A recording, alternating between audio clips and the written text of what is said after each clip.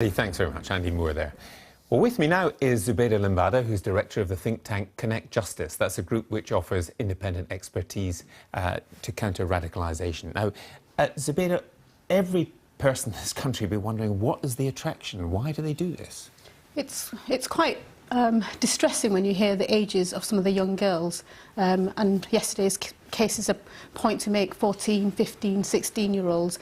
And it's time and time again, I think roughly around the figures of young British people going is about 5%, which is quite a high number. And I think it's the confusion about why do they go? Because once you're out there, it's a very restrictive life that you have to lead. You know, you're tweeting a kind of imagery of what the Islamic State kind of ideal looks like. And going out there, all you're doing is perhaps getting married to a jihadi, bearing their children, and helping in the kind of promotion of the Islamic State or the Khilafah, and part of what they may feel as their religious establishment and their duty that they're feeling as well. But these are bright girls. Yes. They're A students, you know, they're smart girls. They would definitely have a future in this country. Mm-hmm. And they've gone into a war zone to marry whomever. Yeah. They could be killed. And they probably realise that, because I think the elaborateness with which they go out there in terms of deceiving their parents and their families, for example, and they've had to plan their journey. So, for example, I think they've gone via Turkey, their point of contact, who they would meet, all these things they would have considered, and yet they may have justified to themselves as to why they're out there. And I don't think there's any kind of clear answers.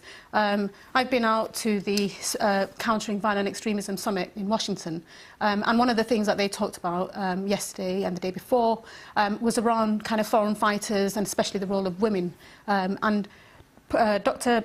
Peter Neumann from King's College, for example, made a really interesting point, a message to kind of European governments on this, which was there's a point of identity here in terms of British Muslims and the relationship with Europe. So, as Europeans, how do Muslims within those countries feel in terms of their identity? Is that what's spurring them to be vulnerable to radicalisation as well? But then what's the answer to this? Because if you've got every parent worries that their 14-year-old is watching something strange on the internet that they shouldn't be watching. But if they're getting some kind of idealised version of what would be a very rough life, most people would think, what's the answer?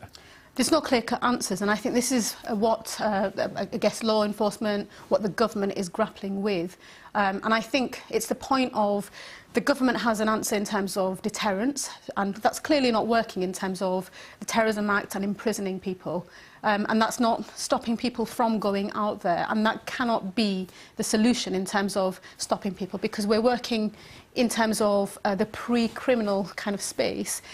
So I think what needs to happen, and the government needs to consider more of this, is that clearly the educational kind of outreach that's happening is not targeting the right kind of people and the communities out there, both in terms of young people and the parents, and that really needs to happen.